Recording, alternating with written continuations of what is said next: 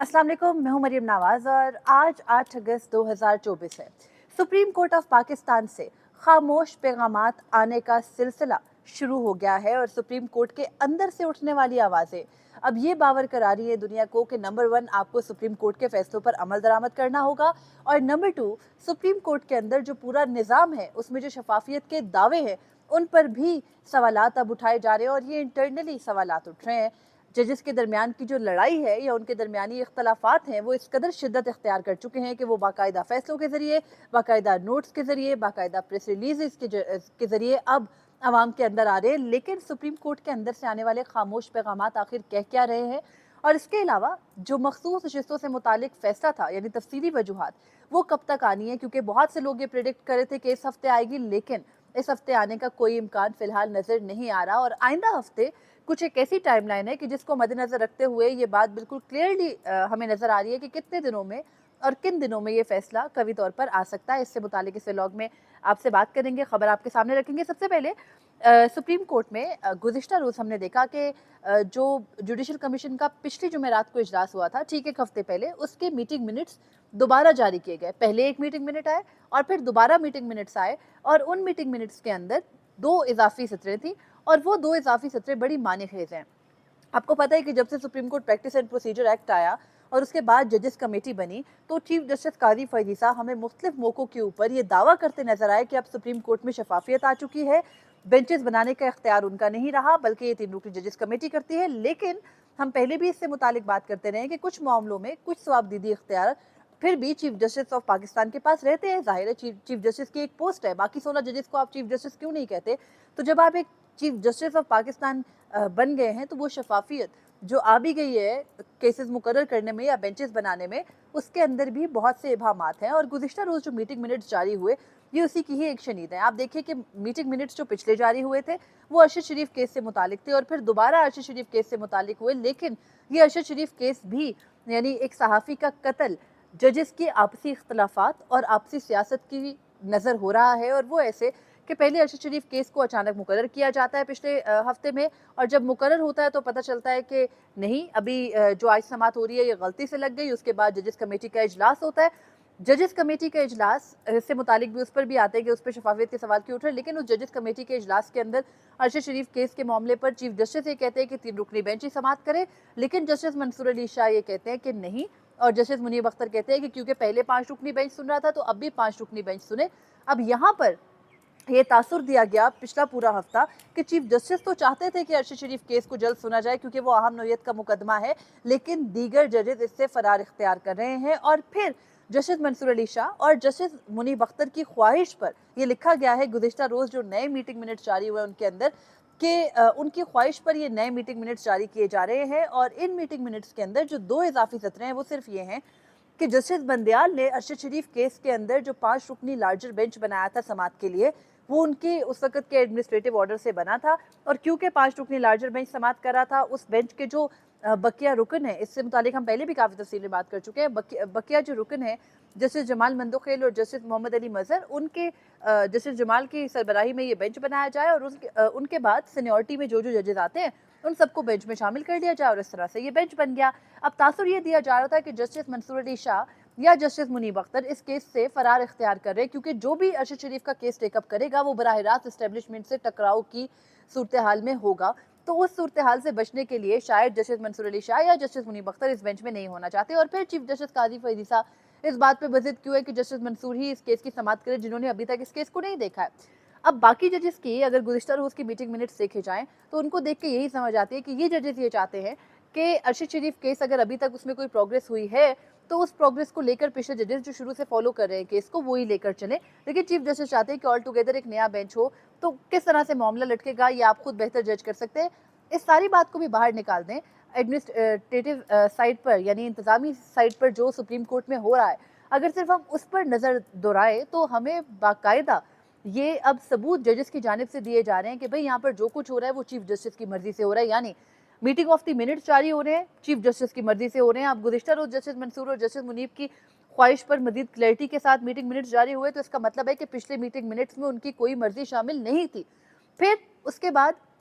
आप शफाफियत का दावा करते हैं तो मीटिंग मिनट्स जारी करने से पहले जब आप एक तीनों जजेस की राय को लिख रहे हैं तो आप उन दोनों जजेस जिनकी की राय को आप तहरीर कर रहे हैं उनसे क्यों नहीं पूछ रहे कि ये ठीक है या नहीं। सेकेंडली, जो जजेस कमेटी के सामने केसेस आते हैं वो भी तो चीफ जस्टिस या रजिस्ट्रार की मर्जी से आते हैं, तो उनमें भी तो उन जो जजेस की राय शामिल नहीं होती जो बाकी बैठ के उस पर बात कर रहे हैं। तो ये जो शफाफियत का दावा है ये सिर्फ इस हद तक ही है कि जजेस कमेटी के अंदर फैसला जो करते हैं वो तीनों जजेस करते हैं, बाकी सारी चीज़ें तो चीफ जस्टिस की तरफ से आ रही हैं। अब चीफ जस्टिस ऑफ पाकिस्तान के हाल कुछ इस तरह से है कि ना सिर्फ जुडिशल साइड पे वो एक अपनी अक्सरियत खो चुके हैं, बल्कि इंतजामी सतह पर भी वो ना सिर्फ अक्सरियत खो चुके हैं बल्कि उनके अंदर से बाकायदा ये आवाज़ें उठ रही है उनके साथी जजेस की जानिब से कि नहीं, ये जो कुछ भी हो रहा है ये इनकी मर्जी से हो रहा है, ये हमारी मर्जी से नहीं हो रहा। और वो बाकायदा हर जज अपने इमेज को लेकर बड़ा यहाँ पर हमें मोहतात नज़र आता है और हर जज बड़ा फिक्रमंद नज़र आता है कि हर एक को अपने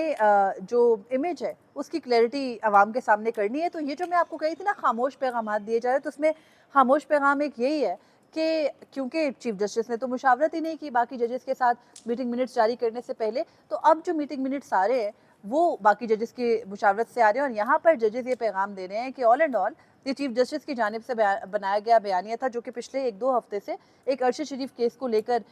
चलता रहा। और इसके अंदर बदकिस्मती ये है कि अरशद शरीफ का केस जो कि एक कत्ल केस है और उसको ज़ाहिर है कि टाइमली उसके शवाहिद से मुतालिक भी बात होनी चाहिए, वो लटकता जा रहा है जजेस की लड़ाई की नज़रों के। सेकेंडली, आज जस्टिस मंसूर अली शाह के अदालत में एक टेक्स्ट मैटर था जो कि एक रूटीन का टेक्स्ट मैटर था, लेकिन उसके अंदर उन्होंने बुला रखा था खजाना डिवीजन से जो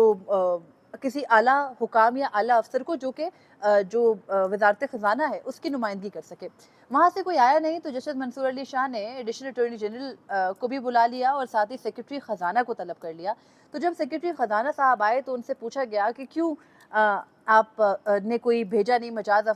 जो भी मजाज ऑफिसर था उसको अदालत में। तो उन्होंने बताया कि कुछ मिसकंसेप्शन या मिसकम्युनिकेशन हो गई थी जिसकी वजह से कोई अफसर नहीं अदालत आ पाया। तो वहाँ पर जस्टिस मंसूर अली शाह जिनके के बेंच में मखसूस नशिस्तों का फैसला लिखने वाले जस्टिस अतर मैनल्ला भी थे और जस्टिस मंसूर अली शाह भी थे, तीसरे जज जस्टिस मलिक शहजाद थे जो कि लाहौर हाई कोर्ट के चीफ जस्टिस से हाल ही में सुप्रीम कोर्ट तैनात हुए। तो जस्टिस मंसूर अली शाह ने पहले तो काफ़ी सख्त लहजे में पूछा कि आप बताइए कि क्यों इस अदालत के हुक्म के बावजूद कोई नहीं आया और कैसे आप इस अदालत के हुक्म को सीरियसली नहीं ले सकते। तो उसके बाद फिर जब सेक्रेटरी खजाना सामने आए तो फिर जस्टिस मंसूर अली शाह और जस्टिस अतर मैनल्ला ने कहा कि आप तो एक जिम्मेदार शख्स हैं तो आपने क्यों फैसले पर अमल दरामद नहीं कराया। तो बात सिर्फ इतनी सी है कि वो एक